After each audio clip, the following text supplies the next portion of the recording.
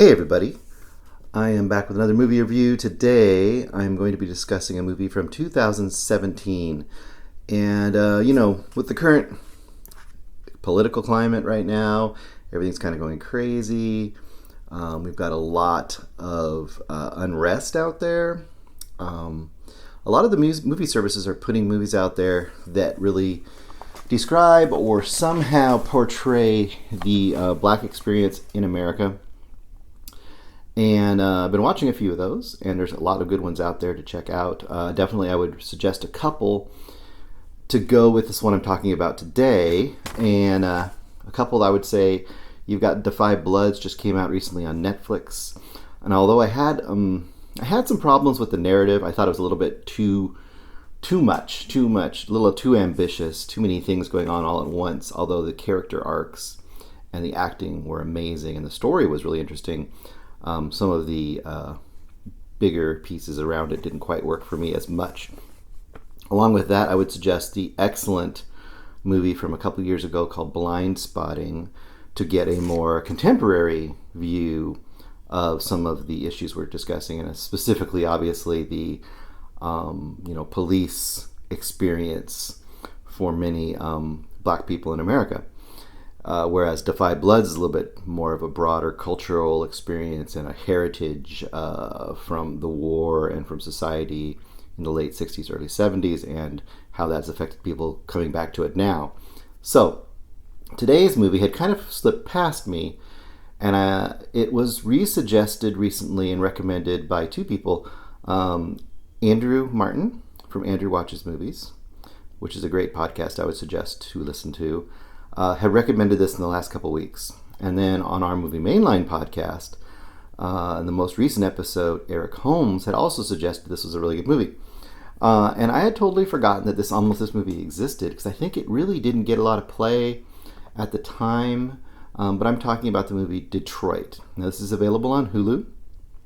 Detroit was let's see, what was it? It was directed by Kathryn Bigelow. Now, of course, that should get you a little bit of notice right away. I mean, Kathryn Bigelow has become a very notable filmmaker, although I think she is still, even though she's got awards, I still think she's underrated. I don't think she gets talked about in the level she should be talked about. And this is another example of a movie that kind of slipped by, but is actually really superb in my opinion. And of course, she's done recently some very interesting movies about America and violence and non-stereotypical approaches to movies that might seem really stereotypical. And I'm thinking of Zero Dark 30 and The Hurt Locker, which deal with some really contemporary stuff in really interesting ways. So, Detroit, May 2017. It centers around the Detroit riots in 1967. But what it does that works better for me than, say, for example, Defy Bloods, it still takes a focused story of that event, but it really just lets the story itself, in most of the movie, tell you the tale to the point that you want to go, whoa, I want to know more about the real events. Was this real? Was that real? And I think that's the mark of a really good historical movie. All right, so let's get into it really quick. A few of the main actors, or the main recognizable actors from this movie. Number one, you have John Boyega. Now, of course, most of our audience right now probably knows John Boyega from the most recent Star Wars series. If you haven't seen Attack the Block, which is kind of what got him to prominence, go back and watch Attack the Block. That's an amazing adventure, sci-fi, indie film from a few years back. I guess now it's probably been 8 or 9 years. I don't know.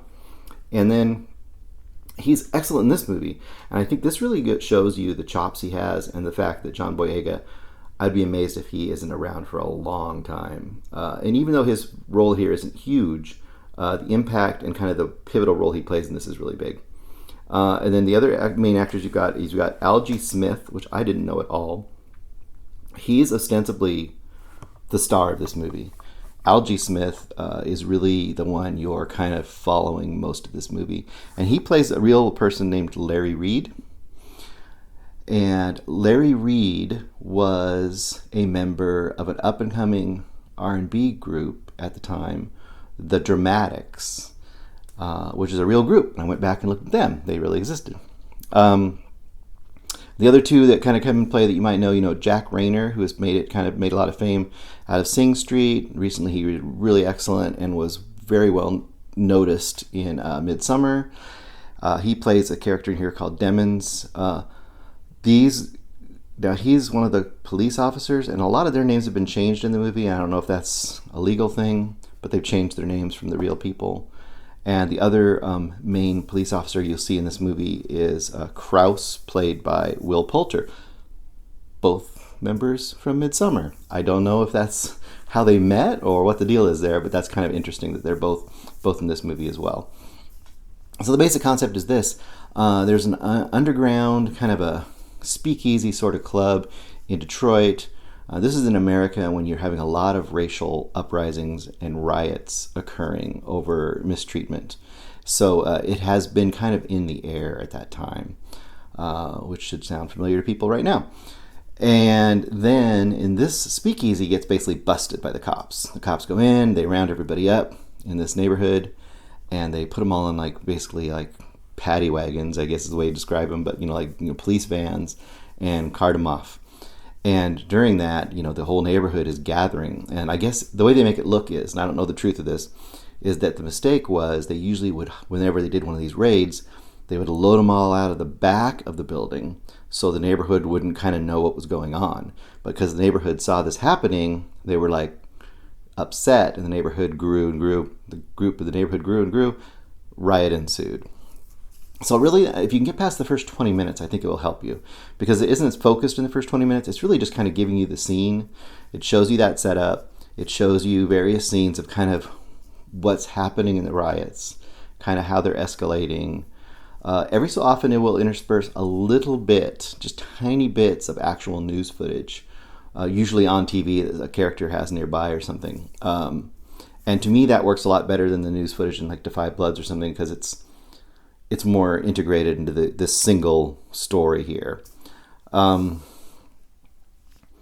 then after about 20 minutes or so, you kind of fall into the core story. And what it happens is basically you got John Boyega. He plays like a security guard, and he is guarding a business in this neighborhood to keep it from getting burned or looted. And all the time, you've got the police kind of going a little crazy. You've got the National Guard rolling in. I mean, it's been going on for a day or so. And then you have Algae Smith's character. Once again, his name is Larry Reed. I'm going to keep referring to that. Algae Smith's character and his group, the Dramatics, are about to go on stage and make their big break. They're trying to get it into Motown. It's a big deal. And Algae Smith is amazing. I really appreciate how Kathryn Bigelow in here, too. She shows the musical acts. And instead of just dubbing in the actual musical acts. For example, the opening act for the Dramatics that night is the Supremes. And instead of having the actual Supremes, they have a group of women singing a Supreme song. They sound great. They don't sound exactly like the Supremes, but they let it be that live music of actual singers now doing it. Same thing with the Dramatics. These guys actually sing. And Algae Smith is an amazing singer, so it gives you a level of credence to his character. But what happens is basically they're about to go on. The thing gets shut down because the riots have been getting too big, and they're all sent home.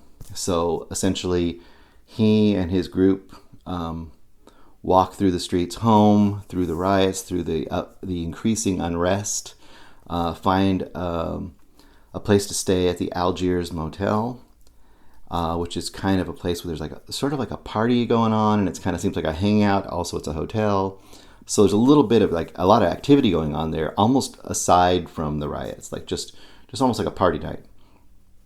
And that kind of is where the drama leads. Essentially, obviously, you're going to get a confrontation between the police officers at some point and Algae Smith's character and some other people.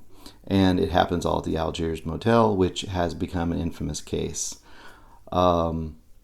that is the core of the movie, is that encounter. I would say probably the middle hour of the movie is that. And then on either end of it, there's like a half an hour or so of kind of lead up and then run down from the events that occur there. It is harrowing and sobering and frustrating, and it's a lot like real life now. And I think that's one of the things that'll kind of catch you off guard.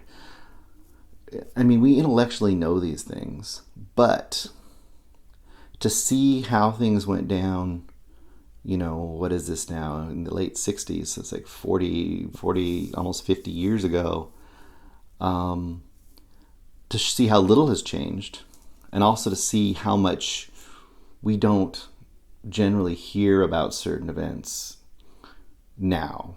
Some events we hear a ton about now from that era, but some we don't. And it's really important to kind of see these kind of things.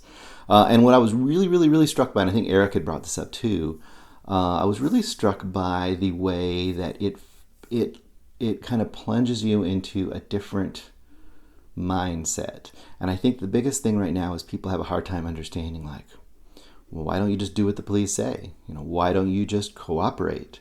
If you're not committing a crime, you got nothing to worry about. That is great in a perfect world, but it is not a perfect world. There's a whole world around that.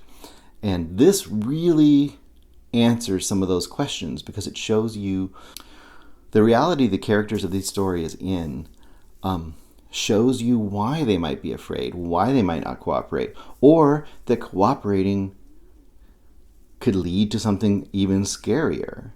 It shows you that being in the wrong place at the wrong time is just as damning and just as dangerous as actually committing the crime you might be accused of. And it's those kind of little things that a lot of people don't consider that should at least give you a context or a reason to empathize or a reason to be suspicious of the party line sometimes.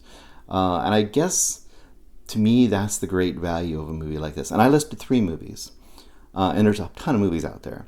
But I listed Da 5 Bloods, and that's by a Black American director.